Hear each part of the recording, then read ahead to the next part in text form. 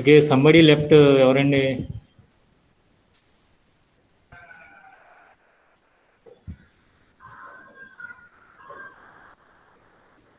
Okay, మనం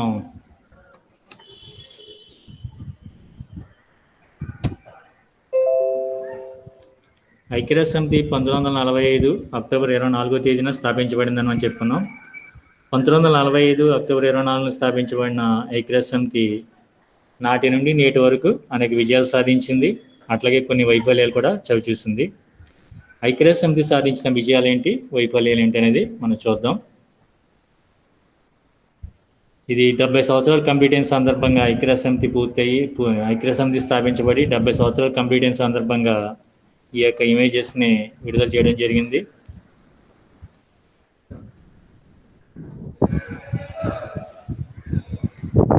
ఐక్యరాజ్య సమితి రాజకీయ రంగంలో, అట్లాగే సాంఘిక ఆర్థిక రంగాల్లో, అట్లాగే విద్యా రంగంలో, అట్లాగే న్యాయశాస్త్ర రంగంలో, అట్లాగే మానవ హక్కుల పరంగా కూడా అనేక విజయాలు సాధించింది.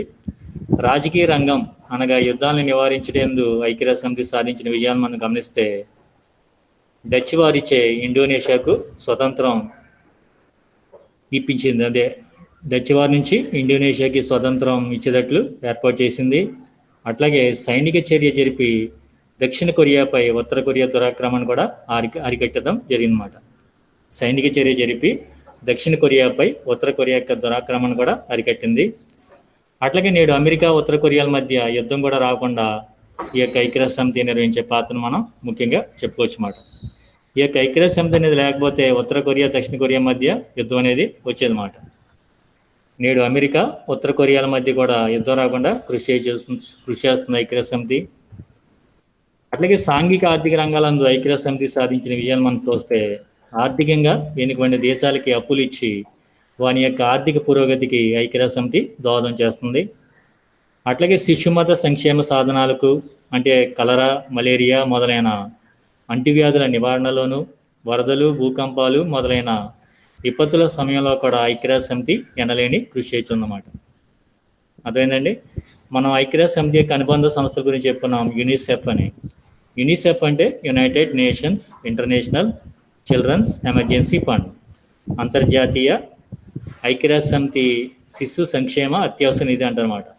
ఈ నిధి ద్వారా ప్రపంచంలో ఏ దేశాల్లో అయితే శిశువులు లేదా ఇన్ఫాంట్స్ ఆరోగ్యపరంగా కానీ పెరుగుదల పరంగా కానీ ఎటువంటి ఇబ్బందులు ఎదుర్కొన్నా కృషి చేస్తుంది. అట్లాగే WHO వరల్డ్ హెల్త్ ఆర్గనైజేషన్ ద్వారా ప్రపంచంలో ఏ రోగాలు వచ్చినా కూడా వాటిని అరికట్టడంలో కూడా కృషి చేస్తుంది. WHO అంటే వరల్డ్ హెల్త్ ఆర్గనైజేషన్. ఇది 1948లో ఏప్రిల్ 7వ తేదీన ఏర్పాటు చేయబడింది. అందువలన మనం ప్రతి సంవత్సరం కూడా ఏప్రిల్ 7వ తేదీని ప్రపంచ ఆరోగ్య దినోత్సవంగా మనం నిర్వహించుకుంటాం. ఈ సంస్థ ప్రస్తుతం కూడా COVID-19 యొక్క నివారణలో చాలా కీలకమైన పాత్ర వహిస్తుందని కూడా మనం చెప్పుకోవచ్చు. ఈ యొక్క WHO డైరెక్టర్ జనరల్ టెడ్రోస్ అదనం ఇతర ఈజిప్ట్ దేశస్తులండి. నెక్స్ట్ మనకి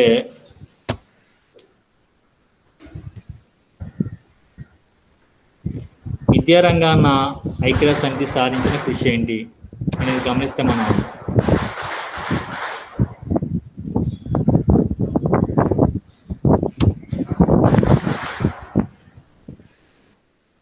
విద్యారంగంలో ఐక్యరాజ్య సమితి సాధించిన కృషి ఏంటంటే, ప్రపంచ పౌరులందరూ కూడా, అందులోనూ నిరక్షరాస్యులు ఎక్కువ ఉన్న దేశాల్లో విద్యాభివృద్ధికి కూడా కృషి చేస్తుందన్నమాట. ఐక్యరాజ్య సమితి యొక్క అనుబంధ సంస్థ అయిన యునెస్కో అంటే United Nations Educational, Scientific and Cultural Organization. ఈ యొక్క యునెస్కో యొక్క కేంద్ర కార్యాలయం ఫ్రాన్స్ దేశ రాజధాని అయిన ప్యారిస్లో ఉన్నమాట. ఈ యునెస్కో ప్రపంచంలో ఏ దేశాల్లో అయితే విద్యాపరంగా కానీ, శాస్త్రపరంగా కానీ, సాంకేతిక పరంగా కానీ వెనుకబడి ఉంటాయో ఆ దేశాల యొక్క అభివృద్ధి కోసం, పురోగతి కోసం ఈ యొక్క ఐక్యరాజ్య సమితి అనుబంధ సంస్థ అయిన యునెస్కో అనేది కృషి చేస్తుందన్నమాట. అట్లాగే ఐక్యరాజ్య సమితి న్యాయశాస్త్ర రంగంలో కూడా కొన్ని విజయాలు సాధించింది. అవి ఏంటంటే, అంతర్జాతీయ న్యాయశాస్త్రాన్ని రూపొందించట్లోను, దానిపై ప్రపంచ పౌరులకు తగు భక్తి, గౌరవం కలిగినట్లు చేయడంలో కూడా ఐక్యరాజ్య సమితి చేస్తున్న కృషిని మనం తక్కువగా చెప్పడానికి లేదన్నమాట.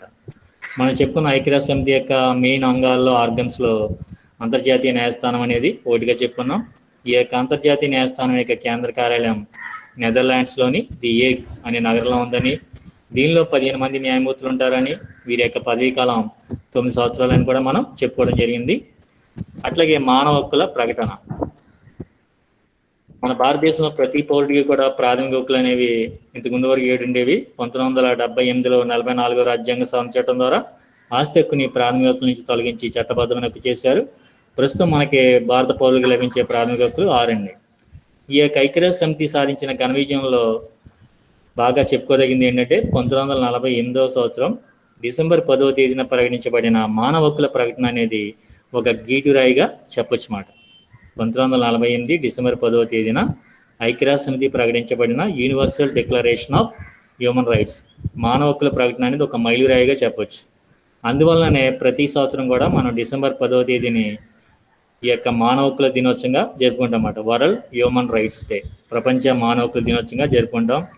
ఈ యొక్క ప్రకటనకు అనుగుణంగా జీవించడానికి స్వప్రాణ రక్షణ హక్కు, అట్లాగే స్వతంత్ర హక్కు, అట్లాగే వాక్ స్వతంత్ర హక్కు మొదలైనవి ఈ ప్రకటనలో ముఖ్య అంశాలుగా మనం చెప్పొచ్చు. ఐక్యరాజ్య సమితి 1948 డిసెంబర్ 10వ తేదీన ప్రకటించబడిన మానవ హక్కుల ప్రకటనలో మానవులకు లభించే హక్కులు ఏంటంటే జీవించడానికి స్వప్రాణ రక్షణ హక్కు, అట్లాగే స్వతంత్ర హక్కు, అట్లాగే వాక్ స్వాతంత్ర హక్కు మొదలైనవి ఈ ప్రకటనలో మనం ముఖ్యమైన అంశాలుగా చెప్పొచ్చండి. అదవుతుందండి ఈ యొక్క మెయిన్ హక్కులుగా మనం చెప్పొచ్చు.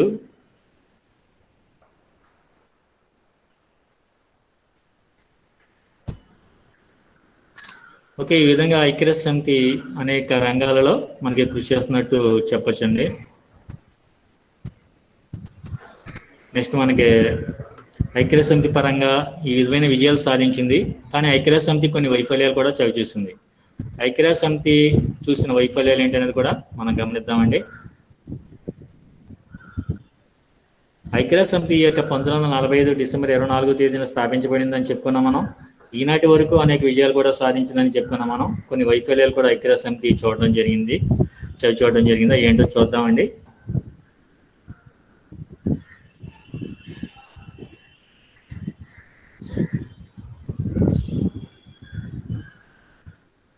అదేంటంటే ఐక్యరాజ్య సమితి యొక్క వైఫల్యాల్లో మనం మొదటగా చెప్పుకునేది ఏంటంటే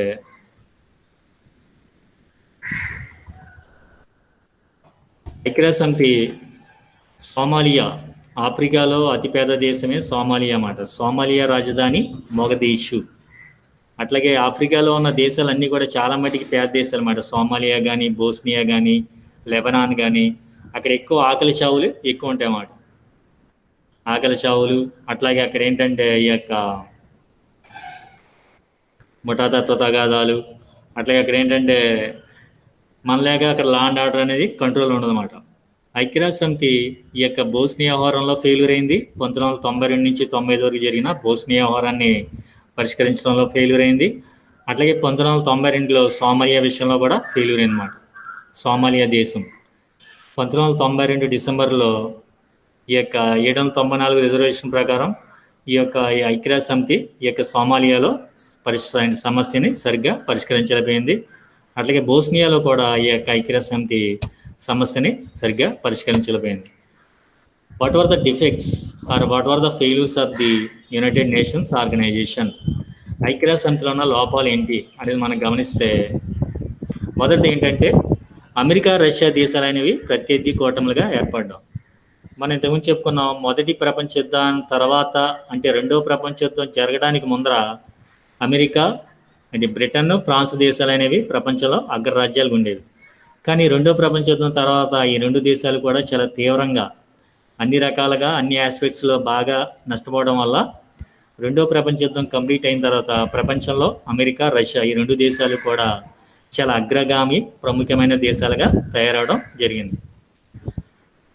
ఈ యొక్క రెండు దేశాల మధ్య కూడా కోల్డ్ వార్ లేదా ప్రచ్ఛన్న యుద్ధం అనేది ఒకటి తయారైందన్నమాట. ప్రచ్ఛన్న యుద్ధం అంటే ఏంటంటే వాళ్ళు డైరెక్ట్గా దెబ్బలాడుకోరు, యుద్ధాలు చేసుకోరు, కానీ సైలెంట్గా వాళ్ళ మధ్య ఈ యొక్క వాళ్ళిద్దరి మధ్య సైలెంట్గా కూడా యుద్ధ వాతావరణం కనబడుతుంది అన్నమాట. ఆ పక్కన ఉన్న దేశాలకి భయం కలుగుతుంది అన్నమాట, వాళ్ళు ఎప్పుడు యుద్ధం చేసుకుంటారా ఏంటా అని. సో దీన్ని మనం ఏం పిలుస్తామంటే ప్రచ్ఛన్న యుద్ధం అని పిలుస్తామండి. దీన్ని ఏమని పిలుస్తాం? ప్రచ్ఛన్న యుద్ధం.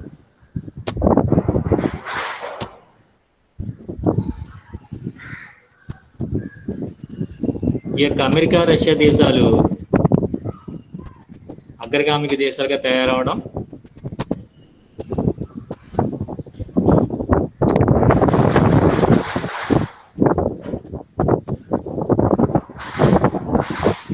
ఈ యొక్క అమెరికా తన యొక్క రక్షణ కోసం, తన యొక్క బలం కోసం ఒక సంస్థను ఏర్పాటు చేసుకున్నది. ఏంటంటే 1949 ఏప్రిల్ 4వ తేదీన ఐక్యరాజ్య అయింది. ఈ యొక్క అమెరికా ఉత్తర అట్లాంటిక్ సంధి వ్యవస్థ అనే ఒక సైనిక కూటమిని ఏర్పాటు చేసుకుంది. ఈ యొక్క రెండో ప్రపంచ యుద్ధం తర్వాత ప్రపంచంలో అన్ని దేశాలు కూడా రెండు కూటముల కింద విడిపోయినాయి మాట. ఇది అమెరికా దేశం యొక్క నాయకత్వంలో పాశ్చాత్య దేశాల యొక్క కూటమి లేదా ప్రజాస్వామ్య దేశాల కూటమి, మరొక కూటమి లేదా గ్రూప్ ఏంటంటే రష్యా యొక్క నాయకత్వంలో కమ్యూనిస్ట్ దేశాల యొక్క కూటమి. ఇట్లాగ రెండు కూటముల కింద విడిపోయిన తర్వాత అమెరికా రష్యాల మధ్య ప్రచ్ఛన్న యుద్ధం లేదా కోల్డ్ వార్ అనేది స్టార్ట్ అయింది. వీళ్ళు ప్రత్యక్షంగా ఇండియాలో ఏమి కూడా దెబ్బలాడుకోరు, తగాదాలు ఉండవు, యుద్ధాలు ఏముండవు, కానీ సైలెంట్గా ఉంటుంది ఆ వాతావరణం అనేది మిగిలిన దేశాలకి చాలా ఆందోళనని, భయాన్ని కలిగించిందన్నమాట. అందువల్ల అమెరికా తన రక్షణ కోసం ఏర్పాటు చేసిన సైనిక కూటమి పేరే నాటో, అంటే నార్త్ అట్లాంటిక్ ట్రీటీ ఆర్గనైజేషన్. ఇది 1949 ఏప్రిల్ 4వ తేదీన ఏర్పాటు చేయబడింది. దీనిలో పాశ్చాత్య దేశాల్లో చాలా మటుకి దీని కూటమిలో జాయిన్ అవ్వడం జరిగింది. ఈ కూటమికి వ్యతిరేకంగా రష్యా నాయకత్వంలో 1955లో వార్సా కూటమి అనేది ఏర్పాటు చేయబడింది. ఈ వార్సా కూటమిలో కమ్యూనిస్ట్ దేశాలన్నీ కూడా జాయిన్ అవ్వడం జరిగింది. రెండో డిఫెక్ట్ ఏంటంటే అణ్వస్త్రముల తయారీలో పోటీ. ఐక్యరాజ్య సమితిలో అగ్రరాజ్యాలు అణ్వస్త్రముల తయారీలకు పోటీ పడి ప్రపంచం భయాందోళనతో ముచ్చెత్తుందన్నమాట. ఈ ఐక్యరాజ్య సమితిలో ఉన్న అగ్రరాజ్యాలు మనం చెప్పుకున్న America, Russia, Britain, France, China ఇట్లాంటి అగ్రరాజ్యాలు ఏం చేసినాయి అంటే అణ్వస్త్రాల తయారీలో బాగా పోటీ పడినమాట. మళ్ళీ మూడో ప్రపంచ యుద్ధం వస్తే మనం నష్టపోకూడదని ఏ దేశానికి ఆ దేశం కూడా అణ్వస్త్రాలని, అత్యాధునికమైన అణ్వస్త్రాలని, అట్లాగే వెపన్స్ని, అట్లాగే గన్స్ని, ఇట్లాంటి మిసైల్స్ని ఇవన్నీ కూడా తయారు చేయడం వల్ల మిగిలిన దేశాలకు కూడా భయానక వాతావరణం అనేది ఏర్పడింది అన్నమాట. ఇప్పుడు చూడండి, మనకి సపోజ్ మన ఇల్లు వేరే ఇల్లు పక్కన ఉంది. సరిహద్దుల విషయంలో వాళ్ళు ఏంటి మనతో ఒక రోజు దెబ్బలాడికి వస్తున్నారు. వాళ్ళు ఏం చేశారు, వాళ్ళు కత్తులను మరణాయుధాలన్నీ రెడీ చేస్తున్నారు. ఇప్పుడు మనం భయం వేస్తుంది కదా, మనం కూడా ఏంటి రక్షణ కోసం మనం కూడా అట్లాంటి ఏర్పాటు చేసుకోవాల్సి వస్తుంది కదా. ఎందువల్ల, లేకపోతే మన ప్రాణాలు పోతాయి అన్నమాట. అదేనండి. సో అట్లాగే ఈ యొక్క భద్రతా సమితిలో అగ్రరాజ్యాలకి ఇవ్వబడిన వీటో అధికారం. మనం చెప్పుకున్న ఐక్యరాజ్య సమితి యొక్క 6 అంగాలు, ఐక్యరాజ్య సమితికి 6 అంగాలు ఉన్నాయని చెప్పుకున్నాం మనం. వాటిలో ఐక్యరాజ్య సమితి యొక్క అంగాల్లో కీలకమైనది ఏం చెప్పుకున్నాం అంటే మనం భద్రతా మండలి. ఐక్యరాజ్య సమితి యొక్క అంగాలలో కీలకమైనది ఏంటంటే భద్రతా సమితి లేదా భద్రతా మండలి. ఈ భద్రతా సమితి లేదా భద్రతా మండలిలో 5 ఏమో అగ్రరాజ్యాలు, 10 ఏమో తాత్కాలిక రాజ్యాలు ఉన్నాయన్నమాట. ఏంటంటే 5 ఏమో అగ్రరాజ్యాలు, 10 ఏమో తాత్కాలిక రాజ్యాలు. ఈ 5 అగ్రరాజ్యాల్లో అవి ఏంటంటే Britain, France, China, America. Britain, France, Russia. Britain, France, Russia, China, America. Britain, France, Russia, China, America ఇవి భద్రతా సమితిలో శాశ్వత సభ్య దేశాలు అన్నమాట. ఈ యొక్క 5 సభ్య దేశాలకి కూడా వీటో అధికారం ఉంది. వీటో అధికారం అంటే ఏంటంటే మైటీ పవర్ లేదా సూపర్ పవర్, తిరుగులేని అధికారం. ఐక్యరాజ్య సమితి ఏదైనా ఒక తీర్మానాన్ని ప్రతిపాదించినప్పుడు 5 దేశాల్లో ఏ ఒక్క దేశం దాన్ని తిరస్కరించినా, ఆమోదించకపోయినా ఆ యొక్క నిర్ణయం లేదా ఆ తీర్మానం అనేది అమల్లోకి రాదన్నమాట. దాన్ని ఏమంటారంటే వీటో అధికారం అని పిలుస్తారన్నమాట. సపోజ్ మన భారతదేశానికి ఐక్యరాజ్య సమితిలో శాశ్వత సభ్యత్వం కోసం ప్రయత్నం చేస్తుంది. ఈ విషయంలో మన భారతదేశానికి జపాన్ కానీ, రష్యా కానీ సపోర్ట్గా ఉన్నాయి. కానీ చైనా మధ్యలో అడ్డుపడి పొల్లేస్తున్నమాట. ఎందువల్లంటే ఈ యొక్క భారతదేశం కూడా ఐక్యరాజ్య సమితిలో శాశ్వత సభ్య దేశం అయితే చైనా యొక్క ఆటలకి అడ్డుకట్టేయడం జరుగుతుందనే భయం, ఒక అసూయ అనేది కలిగిందన్నమాట. ఓకే, ఇది కూడా ఒక డిఫెక్ట్గా, ఒక లోపంగా చెప్పొచ్చు మనం భద్రతా సమితిలో అగ్రరాజ్యాలకు ఇవ్వబడిన వీటో అధికారం అనేది. అట్లాగే అగ్రరాజ్యాల దురాక్రమణలు.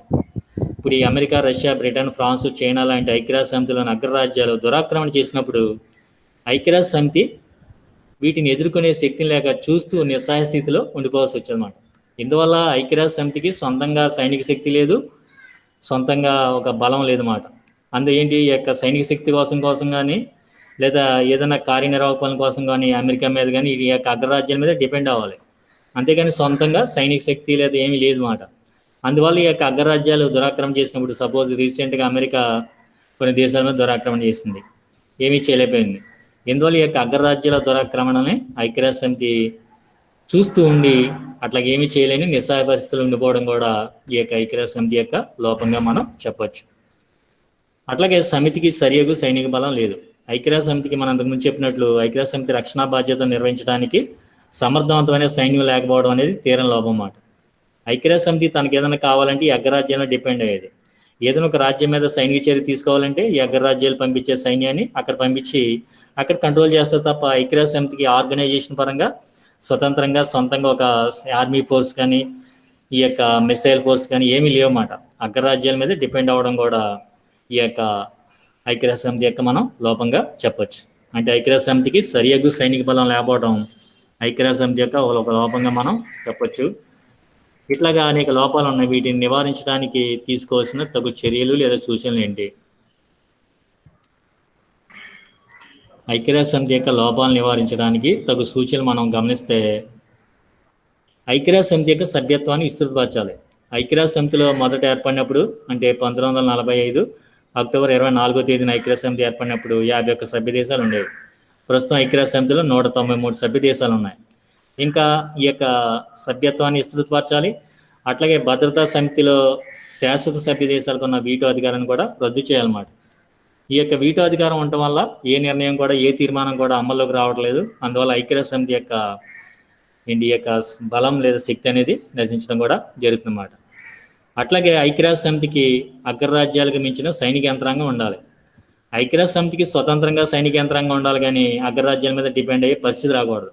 అందువల్ల ఐక్యరాజ్య సమితికి స్వతంత్రంగా అగ్రరాజ్యాలకు మించిన సైనిక యంత్రాంగం, అట్లాగే కావలసిన మిసైల్ ఫోర్స్ కానీ లేదా ఏమైనా కూడా అత్యాధునికమైన ఆయుధాలు సైనికులు అన్నీ కూడా ఉంటే ఐక్యరాజ్య సమితి మిగిలిన దేశాలు దురాక్రమణ చేసినప్పుడు వాటిని అరికట్టడానికి అవసరమైన సైనిక చర్యలు తీసుకోవడానికి అవకాశం అనేది ఏర్పడడానికి అవకాశం ఉంటుంది అన్నమాట. సో ఈ విధంగా మనకి ఐక్యరాజ్య సమితి యొక్క పితామహుడిగా మనం ఎవరు చెప్పామండి? అప్పటి అమెరికా అధ్యక్షుడైన ఫ్రాంక్లిన్ డ్వైట్ రూజ్వెల్ట్ని ఈ యొక్క ఐక్యరాజ్య సమితి యొక్క పితామహుడిగా మనం చెప్పాం. ఐక్యరాజ్య సమితి యొక్క కేంద్ర కార్యాలయం అమెరికాలోని న్యూయార్క్ నగరంలో ఉన్నట్టు మనం చెప్పాం. కానీ ఐక్యరాజ్య సమితి అనేది చాలా విషయాల్లో నానాజాతి సమితి కంటే నిన్న లేదా ఇది కొంచెం గ్రేట్గా చెప్పొచ్చు అన్నమాట. ఐక్యరాజ్య సమితిని నానాజాతి సమితి కంటే చాలా విషయాల్లో మెరుగ్గా మనం చెప్పొచ్చు. ఏ విధంగా మెరుగ్గా చెప్పొచ్చు అంటే నానాజాతి సమితి నందు అగ్రరాజ్యాలైన రష్యా ఈ అమెరికా కానీ ఆలస్యంగా చేరి నానాజాతి సమితి నందు అగ్రరాజ్యాలైన రష్యా జర్మనీ ఆలస్యంగా చేరి త్వరితంగా నిష్క్రమిస్తే అమెరికా అసలు చేరలేదు. మొదటి ప్రపంచ యుద్ధం తర్వాత ప్రపంచంలో శాంతిని సామరస్యాన్ని పెంపొందించి ఈ యొక్క యుద్ధాన్ని నివారించడానికి అప్పటి అమెరికా అధ్యక్షుడైన వుడ్రో విల్సన్ ఈ యొక్క 14 పాయింట్స్ 14 సూత్రాలు ప్రతిపాదించారు. ఆ సూత్రాల్లో చివరిదాని ప్రాతిపదికగానే ఈ యొక్క నానాజాతి సమితి లీగ్ ఆఫ్ నేషన్స్ అనే సంస్థ 1920లో ఏర్పడింది. ఈ నానాజాతి సమితి యొక్క పితామహుడిగా అప్పటి అమెరికా అధ్యక్షుడైన మనం ఈ యొక్క వుడ్రో విల్సన్ చెబుతాం. కానీ అమెరికా దాంట్లో సభ్యదేశం కాలేదు. ఎందువల్లంటే అమెరికాకి ఎగువ సభ అయిన సెనెట్ దీంట్లో జాయిన్ అవ్వడానికి మద్దతు చూపించబోవడం వల్ల ఈ యొక్క అమెరికాని జాయిన్ అవ్వాల. రష్యా ఆలస్యంగా చేరింది, ఆలస్యంగా ఈ యొక్క నానాజాతి సమితి నుంచి నిష్క్రమించింది అన్నమాట. కానీ ఈ యొక్క ఐక్యరాజ్య సమితిలో రష్యా అమెరికా రెండు కూడా మొదటి నుండి ఇది స్థాపనలో కానీ సభ్యత్వం కానీ అన్నింటిలో కూడా ఇది స్వీకరించడం జరిగినాయి అన్నమాట.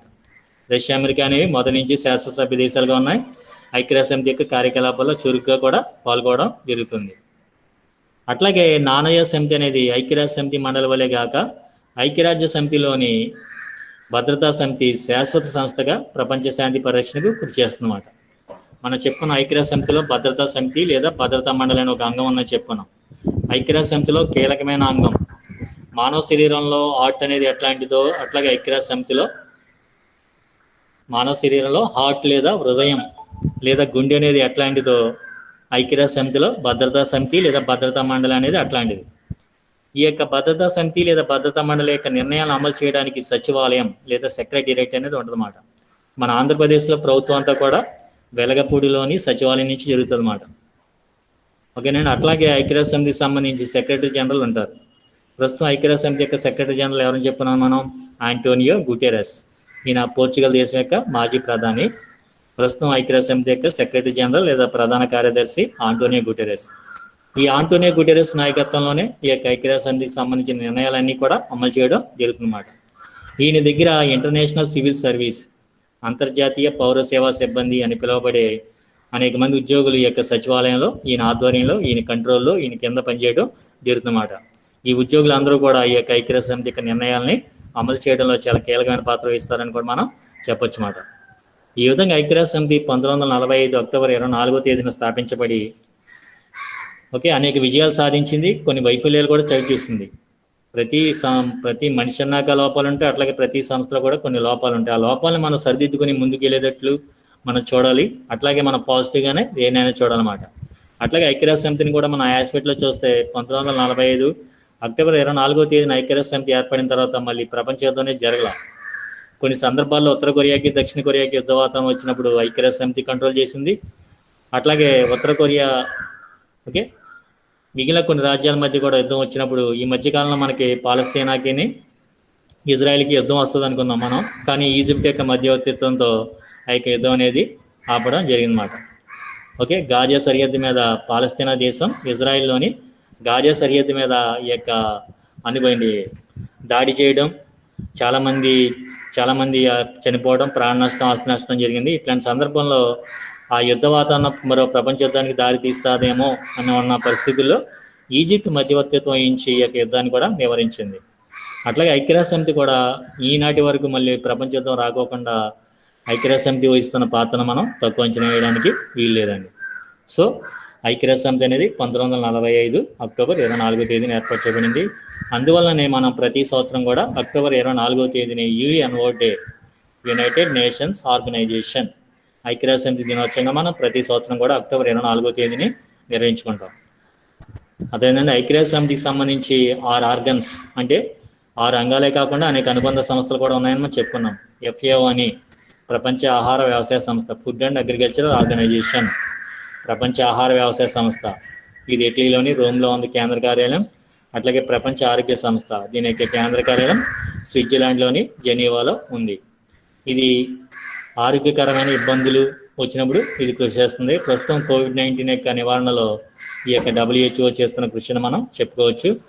అట్లాగే ILO, ఇంటర్నేషనల్ లేబర్ ఆర్గనైజేషన్, ఇది అంతర్జాతీయ కార్మిక సంస్థ, దీని యొక్క కేంద్ర కార్యాలయం కూడా స్విట్జర్లాండ్లోని జెనీవాలో ఉంది. ఇది కూడా ఈ యొక్క యుద్ధాన్ని నివారించడంలో అంతర్జాతీయ కార్మిక సంస్థ అనేది ప్రపంచంలో ఉన్న కార్మికుల యొక్క సమస్యల్ని నివారించడంలో కృషి చేస్తుందని కూడా మనం చెప్పొచ్చండి. ఓకే, ఈ విధంగా మనకి అట్లాగే WHO, రెడ్ క్రాస్ ఇట్లా అనేక సంస్థలు ఉన్నాయి. ఇవన్నీ కూడా ఐక్యరాజ్య సమితి యొక్క విజయంలో చాలా ముఖ్యమైన పాత్ర వహిస్తున్నట్లు మనం చెప్పొచ్చు. ఓకే, ఎవరికైనా ఏమైనా డౌట్స్ ఉంటే అడగచ్చండి. నేను ఎవరికైనా డౌట్స్ ఉన్నాయండి? ఎవరికైనా ఏమైనా డౌట్స్ ఉన్నాయా? Anybody have any doubts? Okay, doubts ఏం లేవు కదా. ఓకే, మనం మళ్ళీ నెక్స్ట్ క్లాస్లో మళ్ళీ ఫస్ట్ నుంచి చూద్దామండి. ఓకే, ఈరోజు క్లాస్ ఇదండి. నెక్స్ట్ క్లాస్లో మనం మళ్ళీ మొదటి నుంచి పారిశ్రామిక విప్లవం నుంచి చూద్దాం.